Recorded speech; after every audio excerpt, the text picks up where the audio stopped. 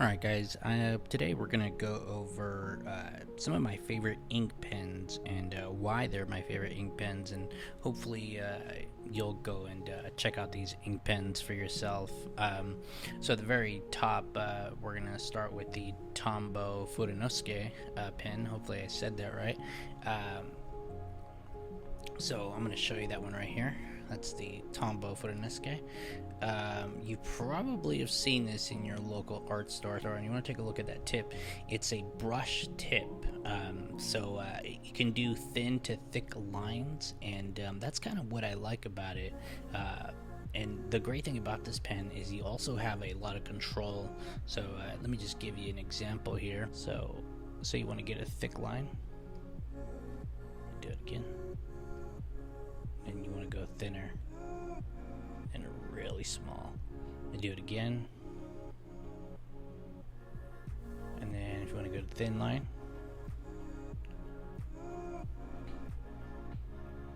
draw, say, a shape. It's brush pens are really, they're harder to control. They're harder to control when it comes to your pressure. So the more pressure you make, the thicker the line is going to be. The less pressure you make, the thinner the line. But the problem with the brush pen, this one, is you really have to get that brush pen down, or unless you're going for that style. Maybe there's some type of manga or comic book that you see where they kind of, maybe they have that type of look where the lines aren't as crisp and clean the whole line through. Well, maybe that's something you'll want to get right here. It is archival, so which means I did mark all of these pens, whether they're archival ink or not. If they are, that means they're going to not fade, and they could even last like hundreds of years if they're in a closed book. So the Tombow Fudenosuke pen, I really like it. It's probably one of my favorite pens to sketch with, but I absolutely positively love this pen, and I really highly recommend it. There's so many pens out there, but I truly believe I've messed around. I've drawn with ink pens for years now, and I gotta say, this is definitely one of the top ones. So for our second pen, that's going to be the Pigma Micron, and I'll show you that right here. You can see, you've probably seen these for sure at your local art store. They also have the size of tip right here at the very edge. And it does use a hard tip. This is not a brush tip. What I love about this hard tip, though, is the line consistency. You see that? It doesn't change. Yeah, you can put a little bit more pressure, but that line consistency, for the most part, always stays the same. Actually, that's what I love about doing a lot of sketching with this pen, or maybe I'm drawing from the imagination. I usually don't draw with my left, so don't mind that. But what I love about it is it's just a really crisp line, and it's easy to control. This is probably the easiest to control out of all the pens I'm going to show you today. And again, but you will not get that that type of look. If you're looking for that type of look, I mean, even if you're really drawing this with some hard pressure, you might get a thicker line, but other than that, that line's still going to stay consistent. Even if you come in and, it'll thin out a little bit, but you're not going to get that look like you do with the Tombow Fudenosuke right here. I'm sorry, Fudenosuke, that's probably how you really say it. I really think this is good for people who like to sketch a lot, or maybe if you're doing your final black lines, you might want to pick this guy up. It doesn't hurt to get all these pens, but yeah, you definitely check that pen out. It's probably my number one. That's the way I like to draw. Is I like a clean line like that. I like a crisp line, and I like a consistent line. So many artists use this pen, the Pentel Pocket Brush Pen. It does use a brush tip, and unlike the Tombow pen right over here, the Pentel brush pen tip, which is this one, that actually uses bristles. It actually has bristles. It's a brush tip. I mean, a really real brush tip. Now, I believe the bristles are synthetic. They're made of maybe some type of plastic or something. It's kind of more like a round tip if you're a painter and you do a lot of that. It's like a round tip brush. So I got a lot loaded, a lot of ink loaded here. But say we're going like really soft, and then we're gonna go push a little bit, and then you get that really thick line. And you can also do, and you've seen artists probably do this before with this pen, is you can really get some texture in there if it's a rougher paper, if you put it to the side a little bit. But I don't know if that's something you would like, or you would enjoy doing. But the thing about this pen, again, and the brush pens, is they're really hard to control. They're really hard, like unless you got a really, what's the word? You already have mastered that control. And also the thing about this is they use a little cartridge inside of this pen. I'm not going to show you that. You can find that out for yourself, but if you draw with this all the time, you can go through that little cartridge pretty fast, relatively fast. It does come with 2 cartridges, or maybe 3. I think it already comes with a cartridge inside of the pen, I believe, when you buy it. And then it also comes with 1 or 2 or 3 cartridges. I'm not really sure. You'll have to double check that. And this pen can also be quite pricey, whereas the Tombow is not. It's really fun though, because what I love about it is you can really fill a lot of area, especially if you're just sketching and you're just messing around. But like I said, it is not archival. They do come with the cartridges, and that cartridge you can fill up with archival ink, and you can use it that way. So that's just, I'm not showing you, I'm just saying, as I've heard a little little bird tell me that.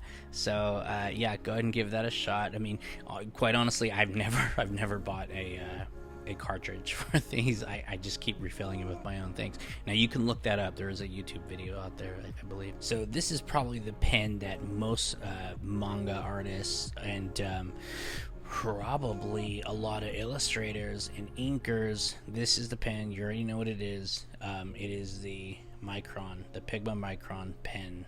And as you can see right there, very plainly, it is archival ink. This pen is... I will tell you why it is not my favorite, because I'm not a fan of how this pen is a very hard tip. You see that little guy right there, that little tip right there? That tip is very hard. But what I do love about it, it's very consistent. And what I do when I use this pen, it is always for my final drawings. It is never for my sketching. I never use this to sketch. I never use this to draw from the imagination. That pen, that tip is so precious to me, because you can really you can bend that tip over time. They are really strong, they are really tough, but if you have a really hard hand, you can really bend that tip. But yeah, this tip, that line is really consistent. And you can also do like little, real thin, kind of start a little thicker and then go thin. But I would say that line is the most consistent line out of any pen you use. I mean, there might be like 1 or 2 exceptions, but that line is just so consistent. And I think that's why a lot of artists use this pen, because there's so much control over that. You really don't need to have a sense of control while you're drawing with it. I mean, other than hitting that line, right? But other than that, it's so... There's so much control. If again, I'll put the scores down at the very end of the video, but this video is running a bit long. There's just so much control, and I would say this pen has the most control out of all of them, and that might be because it's probably why all the illustrators and a lot of artists use it. I mean, it's just a gold standard for your final drawings, because it's just so much control. But again, like you're not going to get that wide range of size with pressure. You're just not going to get that with this pen. So if you like that look, if you like this type of look right here, or maybe something like this, then you're probably going to want to go with a brush pen, or a brush tip pen, where this is not a brush tip. That is a very hard tip right there. We're going to talk about how much range they have when it comes to thin and thick lines. And so I would say the Tombow Fudenosuke, that has I would say that has a lot of range. The Pigma Micron Pen, again, that's going to be that one right there. That doesn't have range at all. There's not a lot of range from a thick to thin. The Pigma Micron, I'm sorry, the Pigma Sensei, that's that one right here. That one has it's like right in the middle. It's right in the middle. It has a little bit of range from thick to thin. And the Pentel brush pen has, it's so funny how these things end up, but this has the most range out of all of these pens, from thin to thick. And this is why you have to master this one. This one is by far the hardest pen to master, because again, it's a brush pen. You see that? Those are actual bristles right there. But if you can master that, then you have the most range out of all of them. And remember, you can fill this up. You can look up a way to fill this up with archival ink, so it can become archival ink. If you figure out how to do that, again, you can look that up. So yeah, I would say this has the most range. So it just depends on what you're looking for. But I really hope you do check these pens out. And I think most art stores have almost all of them.